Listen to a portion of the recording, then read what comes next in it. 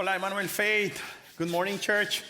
Es siempre un privilegio estar aquí con ustedes compartiendo de la palabra del Señor. Y primero que nada, para quienes nos visitan por primera vez, mi nombre es Esteban Tapia, soy el pastor de Emmanuel Faith en español, junto con mi esposa y nuestra hermosa congregación. Queremos darles una bienvenida, ¿sí o no, iglesia? Estamos contentos de que estén con nosotros. El día de hoy vamos a hablar de la importancia de perseverar en la fe a pesar de las situaciones difíciles que podemos estar pasando en la vida, a pesar de nuestros sufrimientos. Today we're going to talk about the importance of persevering in our faith despite our sufferings. Por favor, abran su Biblia en Primera de Pedro, capítulo 3. Pero antes de comenzar, permítanme preguntarles, ¿están listos para escuchar de la palabra del Señor? Amén, estamos más que listos. Acompáñenme a orar entonces. Señor, en este momento yo te ruego que me permitas compartir con tu pueblo tu palabra con gentileza y respeto.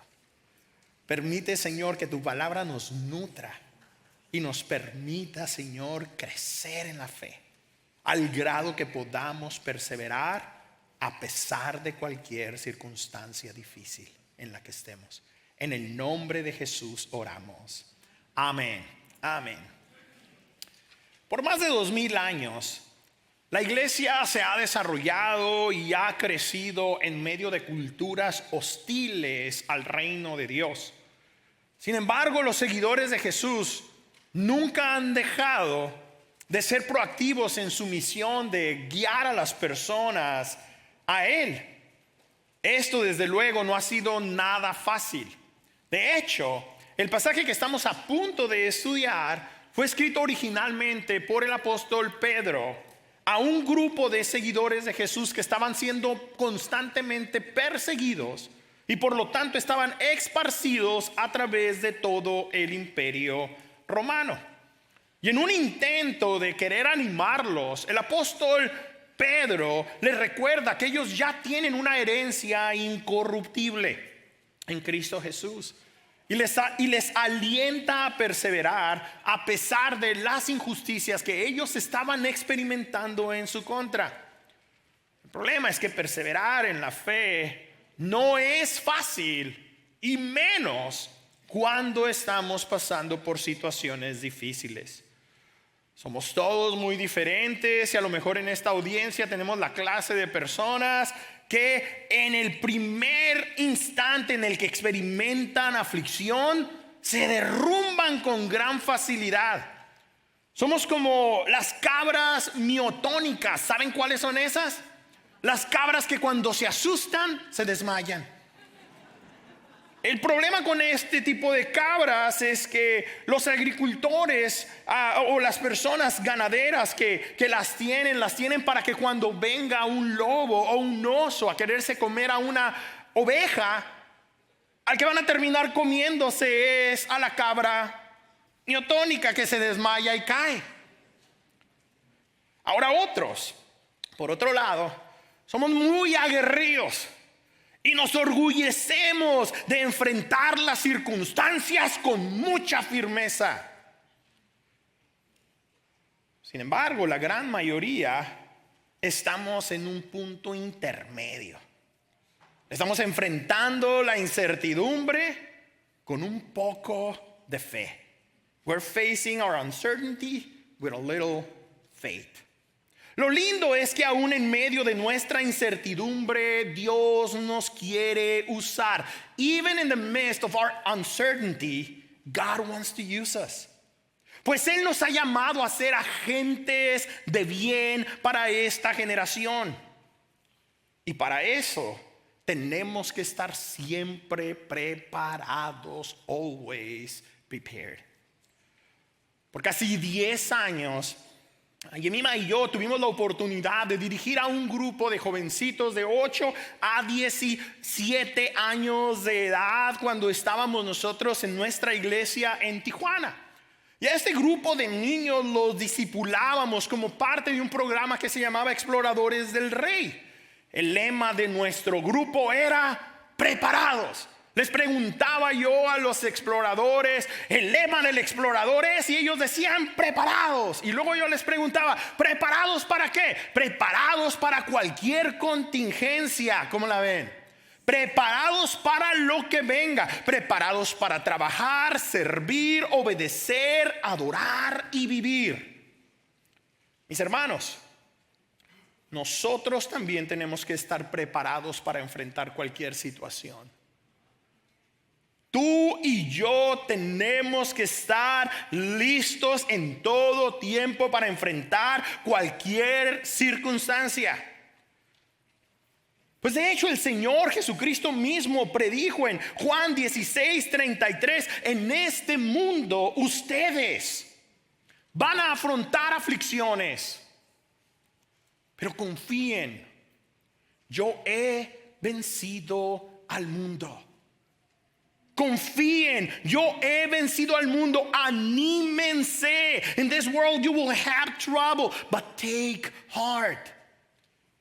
Mis hermanos, en caso de que no lo sepan todavía, los caminos de la vida no son como nosotros pensábamos, ¿sí o no? No son como lo imaginábamos, ¿verdad que no? No son como yo creía. Y a lo mejor están pensando, ¿cómo el pastor está cantando canciones mundanas aquí? Bueno, espérense. Por eso yo le pido a mi Dios del cielo que me guíe por el camino correcto. Ahí tienen, habla de Dios la canción.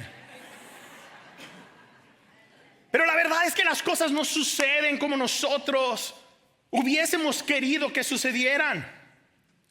Mis hermanos, en el mundo vamos a tener aflicción. Y no solamente porque la vida es difícil, sino también porque el mundo, escucha bien, el mundo aborrece a Dios. Y por ende nos aborrece a nosotros también. Junto con pegado, aborrece el mundo a Jesús, te aborrece a ti y a mí también. Pero nosotros tenemos que recobrar ánimo. Tenemos que animarnos. Tenemos que motivarnos. El problema es que muchas veces tú y yo creamos expectativas falsas en nuestra cabeza de lo que es la vida cristiana. Y llegamos a la conclusión, o a lo mejor alguien nos enseña, nos está dando atolito con el dedo, como si fuéramos unos bebecitos, diciéndonos que ahora que eres cristiano, todo en tu vida va a estar bien. Pero si a Jesús lo crucificaron, ¿qué podemos esperar nosotros? Si Jesús cargó una pesada cruz, ¿quién nos dice a nosotros que no nos tocará cargar la nuestra? De hecho, en Mateo 16:24, el mismo Señor Jesucristo fue muy claro a este respecto, diciendo: si alguien quiere ser mi discípulo, que se niegue a sí mismo, que tome su cruz y me siga. Whoever wants to be my disciple must take up their cross. Como discípulos de Jesús tenemos que cargar nuestra cruz. Pero a veces pareciera que lo único que estamos dispuestos a cargar es una cruz de este tamaño. Es una cruz como la que traigo ahorita conmigo. Esa la estamos dispuestos a cargar. Pero si tú y yo de verdad queremos vivir para hacer la voluntad de Dios, que es justa, agradable y perfecta, tenemos que tener en cuenta que tarde o temprano vamos a ser atribulados. Tarde o temprano.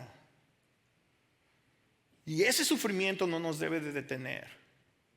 Ese dolor no nos debe de detener. Esa aflicción no nos debe de detener. Tú y yo tenemos que seguir haciendo el bien. Suffering shouldn't stop us from doing what is good. De hecho, Dios quiere que tú y yo estemos siempre preparados para hacer el bien. God wants us to be prepared to do good. Ahora, ¿por qué Dios quiere que siempre estemos tú y yo preparados para hacer lo bueno? Es que Él quiere usarnos. He wants to use us. Dios quiere usarte a ti, Dios quiere usarme a mí, mis hermanos. Todo lo que realmente vale la pena requiere sacrificio. Dios te quiere usar en tu hogar como padre de familia. No va a ser sencillo, va a costarte, va a ser sacrificial. Tus hijos en algunos momentos te van a cuestionar, pero tú quieres ser usado por Dios. Adolescente, a lo mejor en tu casa nadie es cristiano. You might be the only Christian in your household. God wants to use you. Dios quiere usarte. Aunque todos te cuestionen y se burlen y te critiquen y vengas a la iglesia solo, Dios quiere usarte. Y lo bueno siempre cuesta. Y es bueno servir a Jesús. Por lo tanto, créanme, cuesta. Cuesta. La salvación es un regalo de Dios, pero vivir para hacer la voluntad de Dios va a ser costoso, sobre todo en una generación pecadora como en la que vivimos. Nos va a costar tratar a los enemigos de la cruz con compasión y con humildad. Nos va a costar bendecir a quienes nos maldicen. Nos va a costar refrenar nuestra lengua de hablar cuando querramos defendernos.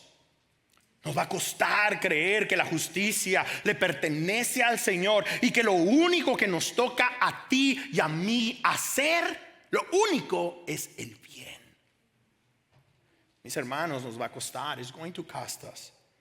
Dile a la persona que está a tu lado, te va a costar. Te va a costar, no va a ser sencillo. Una de las tácticas de desobediencia civil pacífica más eficaces usada por algunos estudiantes afroamericanos en la década de los 60 fue la de entrar a restaurantes exclusivamente para personas blancas y sentarse a esperar que les sirvieran en los mostradores. Ahora, como era de esperarse, esos estudiantes se convertían en víctimas de toda clase de abuso verbal y físico por parte de quienes no los querían ahí. Pero los actos de coraje y sacrificio de estos estudiantes poco a poco comenzaron a captar la atención de la nación entera. Ya que nadie, escúchame bien, nadie podía explicarse cómo es que no reaccionaban con violencia ante tales abusos. Lo que la mayoría de la gente ignoraba es que estos jóvenes, antes de hacer estos actos de protesta, se preparaban muy intensamente para no reaccionar. Y como parte de su preparación, estos jóvenes pasaban decenas de horas en simulaciones donde los hostigaban, los humillaban y los jaloneaban a la fuerza. Pero fue esa clase de preparación la que les permitió ser capaces de recibir tratos injustos sin reaccionar violentamente. La pregunta es ¿por qué? ¿Por qué nosotros debemos de responder con gentileza y con respeto a los abusos de los demás? ¿Por qué no se vale que nos levantemos en armas y hagamos que nuestro deseo se cumpla, en que nosotros lleguemos a estar en un lugar de autoridad, en que tengamos las libertades y los privilegios que nosotros anhelamos y deseamos? ¿Por qué razón debemos de responder a la manera de Jesús, con el corazón de Jesús? Bueno, porque eso es lo que queremos que la gente vea. Queremos que ellos vean el carácter de Jesús en nosotros y queremos que ellos vean con nuestras acciones la ética de su reino. Eso es lo que queremos. Ahora, algo que me parece muy interesante es que de los 12 discípulos originales de Jesús fue, escucha bien, el más impulsivo y pronto para reaccionar. Pedro, ni más ni menos, el cortador de orejas, fue quien escribió esta carta para animarnos a ser humildes y para ser gentiles. carta fue escrita por alguien que experimentó de primera mano transformación. Esto quiere decir que entonces tenemos esperanza a los enojones. ¿Cuántos enojones vinieron? Levanten la mano. Tenemos esperanza a los enojones. En primera de Pedro capítulo 3 versículo 14, el apóstol les dice a los creyentes perseguidos y esparcidos por todo el imperio romano: dichosos, digan conmigo, dichosos. Dichosos si sufren por causa de la justicia. You are blessed whenever you suffer for what is right. Dichoso. Feliz, feliz, feliz, bendecido. Lo que Pedro está diciendo aquí es que aun cuando la gente nos hostiga, aun cuando la gente nos maltrata, aun cuando nos acusan de hacerlo que es justo, diciendo que es algo inapropiado, tenemos que recordarnos que contamos tú y yo con la bendición del Señor. Tenemos que recordar que Él no quiere que nos quedemos estancados en el sufrimiento. Tenemos que recordar que Él definitivamente no quiere que tú y yo pasemos por esa clase de sufrimientos. God didn't plan for us to go through life suffering. No podemos ni siquiera visitar la idea de que lo difícil en la vida es un castigo de Dios para nosotros. Claro que no. God is not punishing us. El sufrimiento en este mundo es resultado de la corrupción que hay en la humanidad. Esa corrupción fue generada a causa del pecado. La Biblia nos enseña y nos dice: todos han pecado, desde Adán hasta Eva. Tú y yo, todos hemos pecado. Eso es lo que ha causado todo ese sufrimiento y dolor en este mundo. Además, no podemos olvidar que Dios está con nosotros. Y si ahora que estamos en Cristo, Dios está con nosotros, entonces, mis hermanos, ¿quién contra nosotros? A lo cual Pedro inmediatamente dice: no teman lo que ellos temen, ni se dejen asustar. Don't be afraid. No tengas miedo.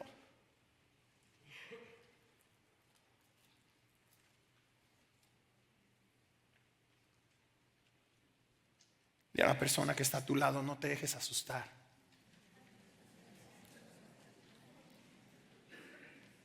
No te dejes apantallar. Más bien prepárate para hacer el bien. Prepárate para hacer lo que es debido. Prepárate para imitar a tu maestro en tu circunstancia. ¿Qué vamos a hacer? ¿Encerrarnos en nuestro cuarto con las luces apagadas y todo a oscuras? Eso es lo que vamos a hacer, como el avestruz, metiendo la cabeza en el hoyo, el cuerpote afuera, pero bien escondida según ella. Tú y yo tenemos que estar siempre preparados para vivir honrando a Jesús como Señor de nuestras vidas. Always prepared to go through life honoring Jesus as our Lord. Por alguna razón es más atractivo para nosotros querer, amar a Jesús, desear a Jesús como nuestro Salvador. Sin embargo, Jesús también quiere ser nuestro Señor. Él no solamente quiere ser nuestro Salvador, Él quiere ser nuestro Señor. Y no hay verdadera salvación, de hecho, si Jesús no es ambos, si Jesús no es nuestro Salvador y nuestro Señor. Claro que Jesús quiere perdonar nuestros pecados. Claro que quiere librarnos de la muerte y darnos nueva vida. Pero Él también quiere que rindamos nuestra vida por completo a Él. Tú y yo no nos pertenecemos a nosotros mismos. Tú y yo no vamos por la vida confiando en nosotros mismos. Tú y yo le pertenecemos a Jesús. El problema es que esta parte del trato no nos gusta mucho. No nos gusta porque queremos seguir controlando nuestra vida, sobre todo en los momentos difíciles. No es en los momentos facilitos donde decimos, ay, lo que el Señor quiera. Es en los momentos difíciles, piénsalo bien. Es en el momento de aflicción, es en el momento de dolores, cuando hay sufrimiento, cuando hay ansiedad, donde no queremos confiar, porque pensamos que nosotros lo podemos controlar.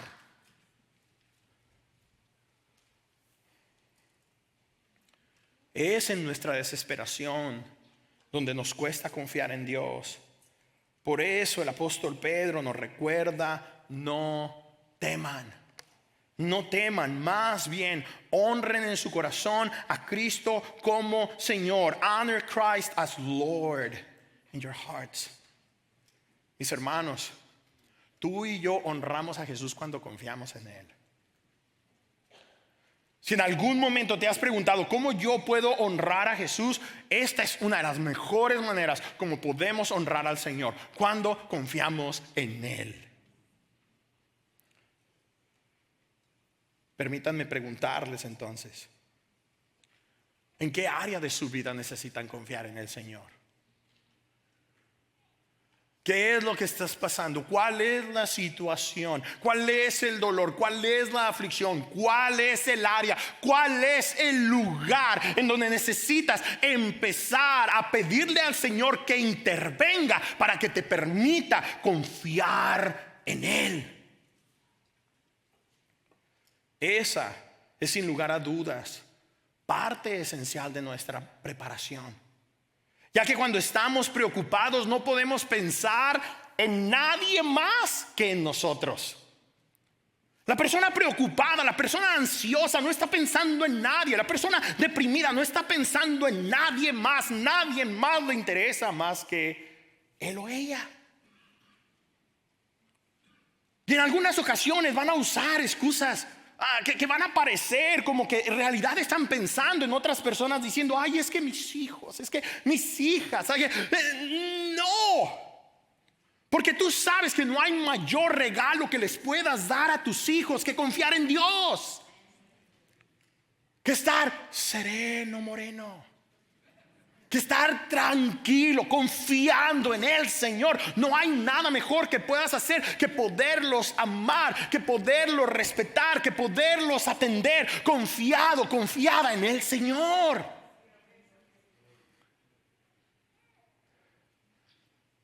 Pero el temor se pega. El temor es contagioso. Estamos preocupados porque no tenemos papeles. Nuestros morros están preocupados y nacieron aquí. Válgame el Señor. El temor se pega. Es contagioso. Mascarilla y todo.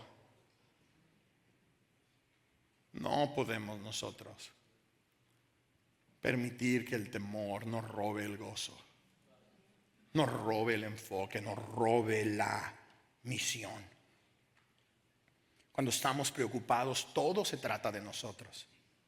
When we're worried, we make everything about us. Pero si tú y yo queremos hacer el bien, tenemos que recordarnos que nuestra vida no se trata de nosotros. ¿Te acuerdas? Nuestra vida no se trata de nosotros. Que tenemos una misión que cumplir. Que nuestra vida se trata de Dios y se trata de sus propósitos. Es por eso que buscamos estar siempre preparados para ir por la vida compartiendo nuestra esperanza. Always prepared to go through life sharing our hope. Ahora, antes de buscar compartir nuestra esperanza, primero tenemos que tener claro qué es lo que nos da esperanza. ¿Qué es lo que a ti te da esperanza? Ahora, si tu esperanza está en Cristo Jesús, entonces tienes que estar listo para compartir tu esperanza con las personas a tu alrededor. Pero tú y yo lo tenemos que hacer de una manera genuina y auténtica. Tú y yo lo tenemos que hacer de una manera respetuosa y humilde. Una de las razones por las que la gente no nos cree es porque vamos y les vendemos algo que muchas veces no estamos experimentando nosotros auténticamente. La gente no te quiere oír generalmente, pero la gente te ve y pueden desear no oírte y sacarte la vuelta para no oírte, pero va a ser muy difícil que no te vean. Si ven en ti y en mí el carácter de Jesús, sus oídos se van a empezar a abrir para escuchar lo que tú y yo tenemos que decir acerca de la esperanza que tenemos en Cristo Jesús. Nosotros no podemos ir por la vida pretendiendo que somos mejores que nadie, pretendiendo que somos más santos, pretendiendo que somos más dignos, pretendiendo que somos más inteligentes.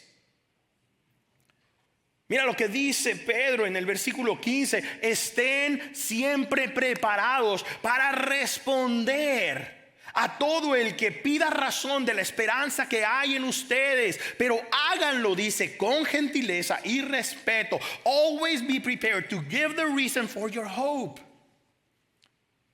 but be gentle, be respectful. Como puedes ver, Pedro no está hablando aquí de que tú y yo tenemos que envolvernos en debates intelectuales para ganar la posición frente a otras personas que no creen en Dios. Pedro no está diciendo aquí, saben que ustedes tienen que ser más vivillos, más alertas, más intelectuales para que le dejen cerrada la boca a las personas que están cuestionando su fe.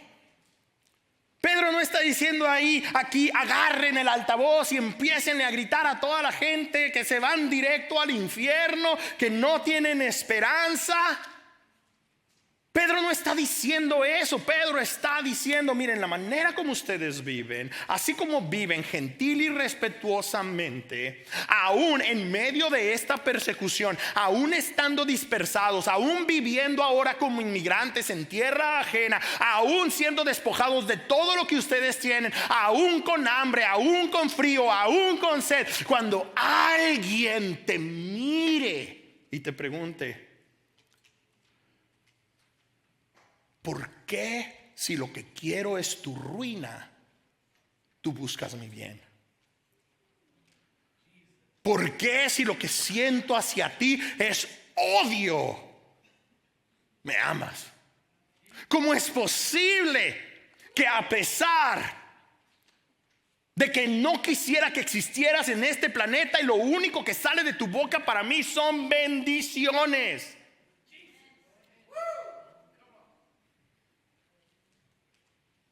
Esa es la audiencia de Pedro. Ellos no tenían la Biblia como tú y yo la tenemos, los 66 libros compilados ahí, aprendiéndonos de memoria para ir a alegar con la gente y haciéndoles saber que nosotros estamos wow. No.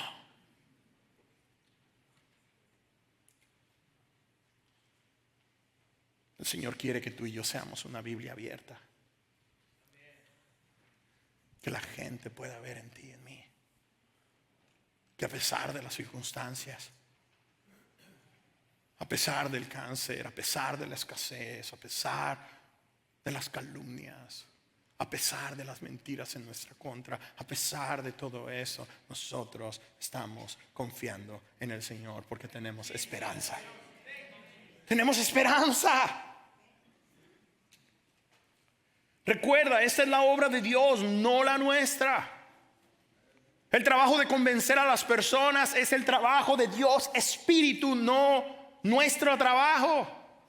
El Espíritu Santo de Dios fue dado a la iglesia para que Él fuera el que nos guiara a toda justicia, pero también para que Él fuera el que trajera convicción de pecado a todas las personas que están a nuestro alrededor. Porque cuando tú y yo nos movemos, actuamos, hablamos, compartimos, Dios está hablándoles. Pero el Espíritu de Dios es el que los convence. Por eso nosotros tenemos que estar siempre preparados para ir por la vida manteniendo una conciencia limpia. Recuerda de nuevo, la obra no es nuestra, la obra es del Señor, y Dios quiere usarnos a ti y a mí como instrumentos de su paz. Pero no nos va a usar si están en la iglesia. Ando cantando mucho, ¿verdad? Mejor no la canto. O sí la canto, ya los dejé picados, ¿verdad? Están en la iglesia, son unos santitos, salen a la calle, son unos angelitos, llegan a su casa, se olvida la paz y luego se portan como Satanás. Tararara, tararara. Ya canté mucho, perdónenme, me van a acribillar acá mi gente. Déjenme les digo, cuando la gente ve el carácter del Señor en nosotros, hay curiosidad. Y esa curiosidad viene de parte de Dios. La gente no se va a poder explicar. ¿Cómo es posible que estés con alegría, que tengas paz, que seas tan paciente? ¿Cómo es posible? No se lo van a poder explicar. Y ese fruto va a venir a nuestras vidas cuando tengamos una conciencia limpia. Por eso tenemos que estar preparados de ir por la vida manteniendo esa claridad de conciencia. Always prepare to go through life maintaining a clear conscience.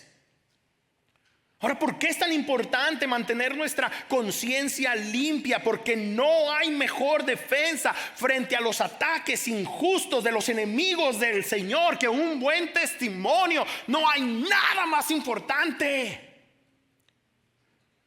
No hay nada que los vaya a desmantelar con gran potencia. Es el testimonio. Por eso Pedro dice en el versículo 16, manteniendo la conciencia limpia, para que los que hablan mal de la buena conducta de ustedes en Cristo no se se avergüencen de sus calumnias. Oye, estos cuates todo el tiempo vienen en tu contra con los peores de los ataques. Sin embargo, tú siempre eres compasivo, amoroso, los bendices, los tratas bien, los desarmas.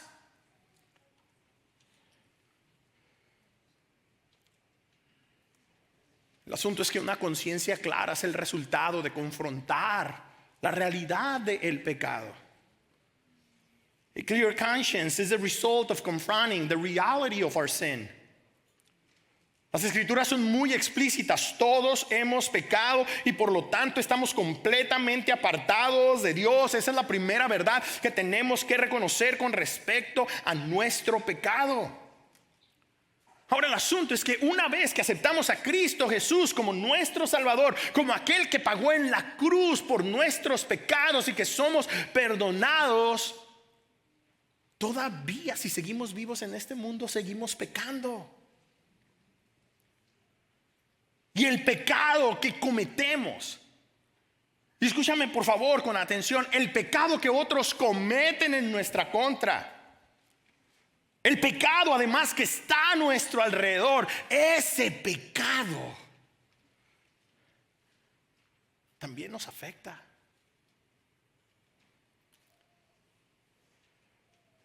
Y tú y yo tenemos que enfrentar el pecado de frente.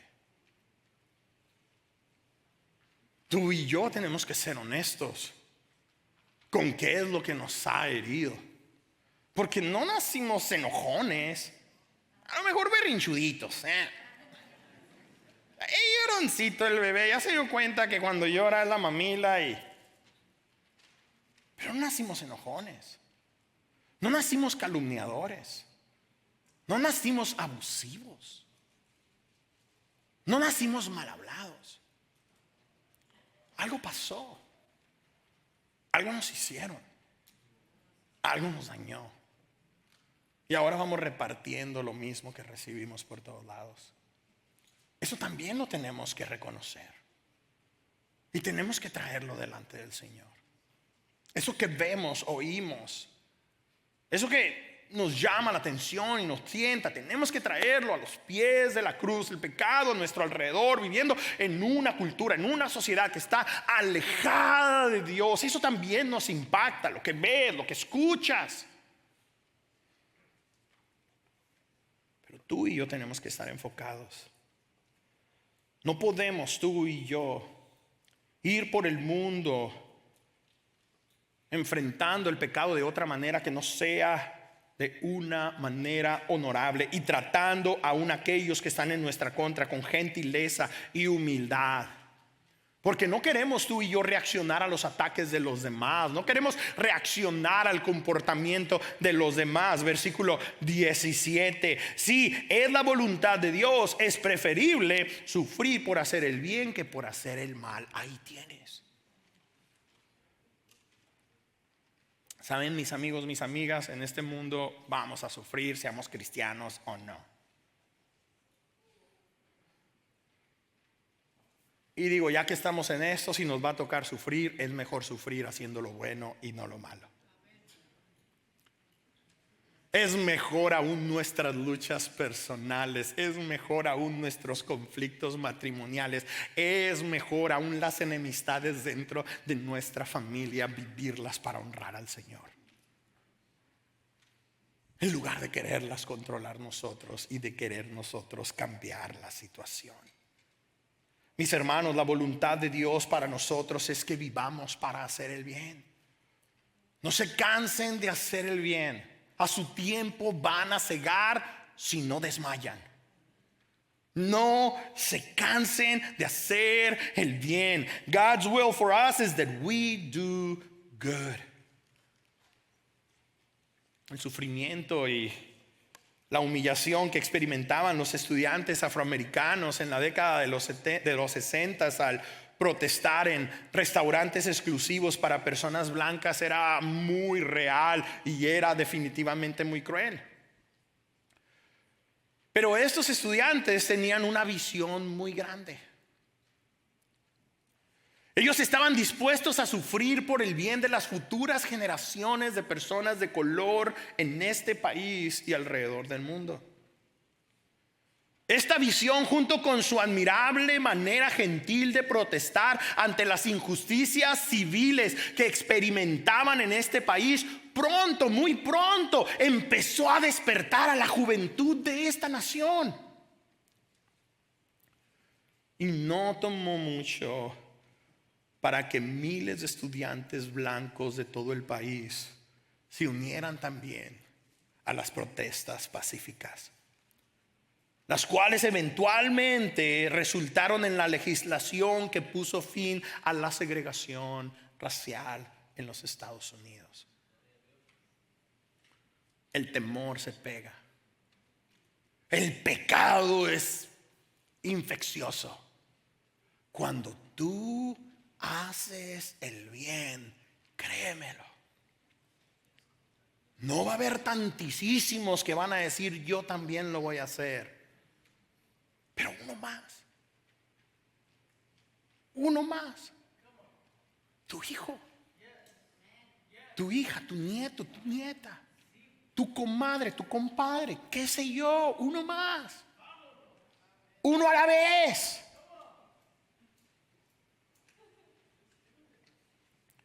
Ciertamente la visión de quienes participaron en esta clase de movimiento era una visión muy grande. Y ciertamente aún esas acciones, ahora yo puedo decir heroicas, dieron muchísimo beneficio, resultaron en mucho beneficio, no solamente para ellos, sino para la nación entera y aún para el mundo. Sin embargo, tú y yo tenemos que reconocer que no hay visión más grande que la visión que Dios tiene por la humanidad. Dios, escucha bien, no quiere que nadie se pierda. Tú y yo estamos cuestionando a Dios, pensando que Él quiere que nosotros suframos. Él en su infinito amor no quiere que ninguno de nosotros nos perdamos, sino que todos vengamos a Él en arrepentimiento. Y vamos a ser tú y yo, vamos a ser nosotros quienes hemos sido comisionados para hacer de esa visión nuestra misión. Los que vamos a compartir con la gente a nuestro alrededor la esperanza que tenemos en Cristo. Pero esa es la pregunta que vamos a tener que responder antes de irnos a nuestra casa.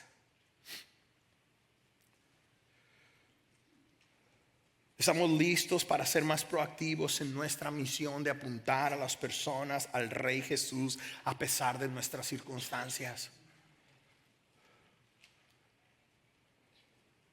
Mis hermanos, no tenemos que enfrentar los retos de la vida solos por nuestra cuenta. Algo que nos puede ayudar muchísimo a involucrarnos en esta misión es estar comprometidos con otros creyentes que llaman a esta misión también su misión. Y tú y yo tenemos que tomar ventaja de las personas que Dios ha puesto a nuestro alrededor, que creen en el Señor, que aman al Señor, que buscan al Señor para traer esperanza en el lugar a donde el Señor te ha traído y donde te ha puesto. Pero tú y yo tenemos que estar preparados para hacer el bien. No va a haber de otra manera.